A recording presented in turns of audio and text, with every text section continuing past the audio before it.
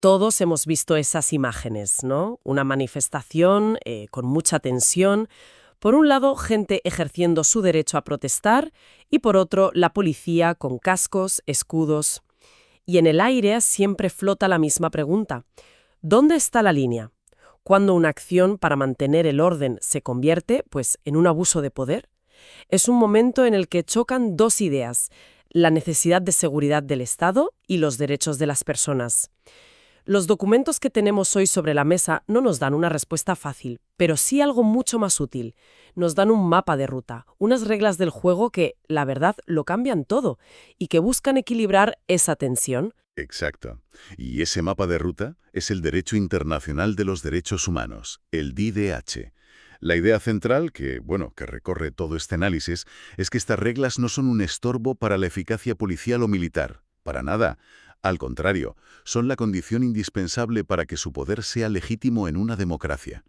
Las operaciones que ingonan estas normas, al final, no solo generan ilegalidad, sino que erosionan la confianza en las propias instituciones que deberían protegernos.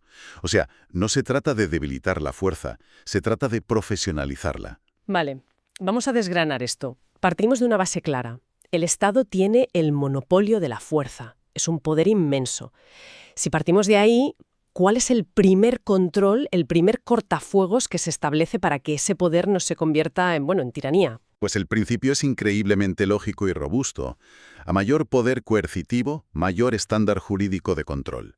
El derecho internacional no le dice al Estado, no puedes usar la fuerza. Le dice, tienes este poder inmenso, pero, ojo, no es un cheque en blanco. Este poder está estrictamente condicionado por el respeto a los derechos humanos, el sometimiento a la ley y fundamentalmente por un control civil y judicial constante. No es un poder que se ejerce en un limbo, sino dentro de un marco muy definido. Y en ese marco se habla de dos universos que a menudo se confunden, ¿verdad? El policial y el militar. Y diferenciarlos es absolutamente crucial para entender todo lo demás. Piénsalo así. El Derecho Internacional de los Derechos Humanos, el DIDH, son como las normas de tráfico del día a día. Se aplican a todos, siempre, en todas las calles de la ciudad. Su objetivo es que la vida cotidiana fluya con seguridad para todos. Esa es la lógica policial, proteger la vida y el orden público. ¿Y el universo militar? ¿Cómo encaja ahí? Pues el universo militar en una situación de conflicto armado se rige por otro código, el Derecho Internacional Humanitario, el DIH. Siguiendo con la analogía, estas serían las reglas de un circuito de carreras durante una competición. Son para una situación muy específica, excepcional, peligrosa, que es la guerra. El peligro, y aquí los textos son muy insistentes, es cuando un piloto intenta aplicar las reglas del circuito de carreras en plena Castellana a las 5 de la tarde. El resultado es un desastre garantizado. La militarización de la seguridad interna no te da permiso para conducir por la ciudad como si estuvieras en Le Mans. Las normas de tráfico, o sea, los derechos humanos, siguen prevaleciendo, siempre. Esa analogía es clarísima y me lleva a la siguiente pregunta. ¿Cuáles son exactamente esas normas de tráfico que un agente, sea policía o militar en funciones de policía, debe tener grabadas a fuego antes de usar la fuerza? No es una única norma, sino una secuencia, una especie de lista de comprobación que debe cumplirse paso a paso. La primera es la legalidad. Suena obvio, pero es la base de todo. Cualquier uso de la fuerza debe estar amparado por una ley que defina claramente quién puede usarla, cómo y con qué límites. La idea de que actúo porque soy la autoridad no es suficiente. La autoridad emana de la ley, no de la persona o del uniforme. Y el segundo paso, si no me equivoco, es la necesidad. Efectivamente. Y aquí es donde la cosa se pone exigente. La fuerza solo puede usarse cuando todos los demás medios, menos lesivos, el diálogo, la persuasión, la simple presencia, han fracasado o son claramente inútiles ante una amenaza real e inminente. No vale una suposición. Hay una frase en el análisis que es demoledora. Dice, la necesidad no se presume, se demuestra. Perdona que te interrumpa, pero esa frase es brutal, porque implica que la gente debe tener en su cabeza un argumento defendible casi en tiempo real. Eso requiere un entrenamiento mental enorme, no solo físico. Exactamente. Esa es la clave de la profesionalización. No se trata de que la gente dude y se paralice, sino de que tenga los automatismos correctos. Y el siguiente principio, la proporcionalidad, añade otra capa a esa decisión. No basta con que el uso de la fuerza sea necesario. La cantidad de fuerza utilizada debe ser proporcional a la agresión recibida o a la amenaza. El objetivo es siempre controlar la situación, causando el menor daño posible. Entiendo la teoría, pero muchos argumentarían que en una situación caótica, con adrenalina, un agente no tiene tiempo para hacer un cálculo matemático de proporcionalidad. La prioridad es neutralizar la amenaza y ya se verá después. ¿Cómo responden los documentos a esa crítica, a esa demanda de mano dura? Responden diciendo que precisamente por eso es tan importante el entrenamiento y la doctrina. No se espera que un agente saque una calculadora, sino que tenga interiorizados unos patrones de respuesta. Un exceso de fuerza genera responsabilidad legal, aunque no haya habido mala intención. El análisis no se centra en si el agente es bueno o malo, sino en si su actuación fue objetivamente desproporcionada. Si respondes al lanzamiento de una piedra con fuego real, no hay un debate sobre la proporcionalidad. Es una violación clara. Queda un cuarto, Kelar, que es el de distinción y precaución. Suena algo muy militar. Tiene su origen ahí, sí, pero se aplica perfectamente a la labor policial. Distinción significa que hay que diferenciar siempre entre quienes representan una amenaza y quienes no. Transeúntes, periodistas, personal sanitario, observadores. Y precaución implica que toda operación debe ser planificada para minimizar los riesgos para terceros. Aquí hay una advertencia muy seria. La improvisación agrava el reproche jurídico. O sea, una operación mal planificada que acaba mal no es un accidente, es una negligencia. Legalidad, necesidad, proporcionalidad y precaución. Son los 4 filtros. Ahora, volvamos a esos 2 universos. Me cuesta imaginar que un militar entrenado para el combate, para identificar y neutralizar a un enemigo, que pueda de repente cambiar el chip y actuar con la contención que exigen estos 4 principios. ¿Es realista esperar eso? ¿Qué dicen los textos sobre esa, no sé, esquizofrenia operativa? Planteas el nudo gordiano del problema, y los documentos lo abordan de frente. No es solo que sea difícil, es que es contra natura para su formación. El entrenamiento militar se basa en la aplicación de fuerza letal como primera opción para lograr un objetivo militar. La lógica policial es exactamente la inversa. La fuerza letal es el último extremo e indeseado recurso y solo para proteger la vida. Entonces, cuando se les saca a la calle para hacer de policía, Se está pidiendo que actúen en contra de su ADN profesional. Por eso el análisis es tajante. Si las fuerzas militares van a realizar tareas de seguridad pública, deben recibir una formación específica y rigurosa en los estándares policiales y de derechos humanos. Y deben operar bajo un estricto control civil. No pueden tratar un problema de orden público como si fuera una batalla. La confusión de roles es la receta perfecta para el desastre y para graves violaciones de derechos humanos. típico de las protestas sociales, un escenario cada vez más común, ¿hay alguna regla adicional? Ahí es donde el análisis traza una línea roja, inamovible.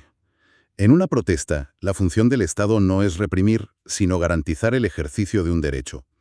El uso de la fuerza debe ser absolutamente excepcional. Y, lo más importante, el uso de armas de fuego y munición letal para dispersar una manifestación está terminantemente prohibido por el derecho internacional. No es una recomendación, es una prohibición. La fuerza nunca puede ser un castigo contra los manifestantes. Esto nos lleva a una pregunta inevitable.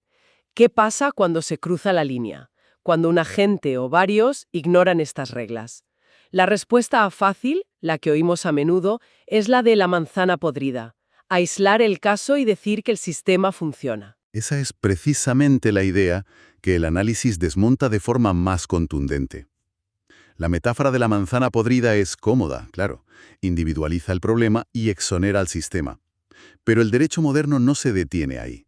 La responsabilidad no se agota en quien aprieta el gatillo. ¿A qué te refieres con que no se detiene ahí? ¿Hasta dónde llega? Pues analiza toda la cadena de mando, hacia arriba. Un superior es responsable no solo por lo que ordena, sino también por lo que no impide. Tienen el deber explícito de planificar las operaciones conforme a estas reglas, de supervisar a sus subordinados y de detener cualquier abuso. Su responsabilidad por omisión es tan grave como la responsabilidad por acción. Pero eso de la responsabilidad del Estado suena muy teórico. En la práctica, ¿significa que si un agente comete un abuso, el ministro del Interior debería dimitir? No necesariamente de forma automática, pero sí significa que el Estado tiene la obligación de hacerse preguntas incómodas. ¿Falló el entrenamiento de ese agente? ¿La doctrina que le enseñamos era errónea o ambigua? ¿Le proporcionamos un equipamiento inadecuado que aumentaba el riesgo de letalidad? Si la respuesta a alguna de estas preguntas es sí, entonces la responsabilidad trasciende al individuo. Es un fallo del sistema, del árbol, no solo de una manzana. Las violaciones sistemáticas de derechos humanos nunca se explican por una epidemia de manzanas podridas. Y para que esa responsabilidad, tanto individual como del sistema, sea real, tiene que haber consecuencias. Si no, es papel mojado. Absolutamente. Ese es el cierre de todo el sistema. La rendición de cuentas. Toda muerte o lesión grave causada por agentes del Estado exige, por obligación internacional, una investigación. Y no vale una investigación cualquiera. Tiene que ser inmediata, exhaustiva, imparcial y, muy importante, independiente de la propia fuerza implicada y de la cadena de mando. La impunidad, como se recalca en el material, es el mayor disolvente de la legitimidad de las fuerzas de seguridad. Rompe la confianza con la ciudadanía y crea un ciclo de violencia. Entonces, si juntamos todas las piezas, parece que el debate que siempre nos plantean de seguridad contra derechos humanos es una trampa. Es el falso dilema por excelencia, y es una trampa peligrosa tanto operativa como jurídica. La evidencia que se presenta es clara. Los estados que invierten en una doctrina de derechos humanos, en capacitación de calidad y en controles efectivos, no son más débiles, son más eficaces. Sus fuerzas son más profesionales y, crucialmente, menos letales. El respeto a los derechos humanos no es un obstáculo para la seguridad, es la fuente de su legitimidad. O sea que estamos diciendo que todas estas reglas, todos estos controles, no son para atar las manos a la policía, sino para que, cuando actúen, toda la sociedad diga, confío en ellos. Es casi una herramienta de marketing para la legitimidad. Es mucho más que marketing. Es la base misma de su autoridad. Y eso nos lleva a la conclusión más potente de todo el análisis, que lo resume en una frase demoledora. Dice, la fuerza estatal que no se somete a derechos humanos pierde autoridad. La que se somete gana legitimidad y eficacia. La función de la fuerza pública en una democracia es legítima cuando protege vidas, no cuando las sacrifica en nombre de un concepto abstracto de orden. En resumen, el poder del Estado para usar la fuerza no es un cheque en blanco. Es un poder condicionado que debe pasar por los filtros de la legalidad, la necesidad, la proporcionalidad y la precaución. Y quizá lo más importante, la responsabilidad por los abusos no es solo una manzana podrida, sino que se extiende por toda la cadena de mando y llega a las estructuras del propio Estado. La rendición de cuentas es lo que cierra el círculo y lo que hace que ese poder sea un servicio y no una amenaza. Es la diferencia entre una fuerza que sirve al ciudadano y una que se sirve del poder. Y todo esto nos deja con una reflexión final, que se deriva de una afirmación muy potente en los textos que analizamos. Se dice que en un Estado de Derecho, cada operativo es auditable jurídicamente. Esto plantea una pregunta importante para reflexionar. Si la legitimidad y la eficacia de las fuerzas de seguridad dependen de estos controles y de esta auditoría, ¿qué implicaciones tiene para una sociedad cuando los mecanismos de investigación y supervisión judicial no son percibidos como verdaderamente independientes o efectivos?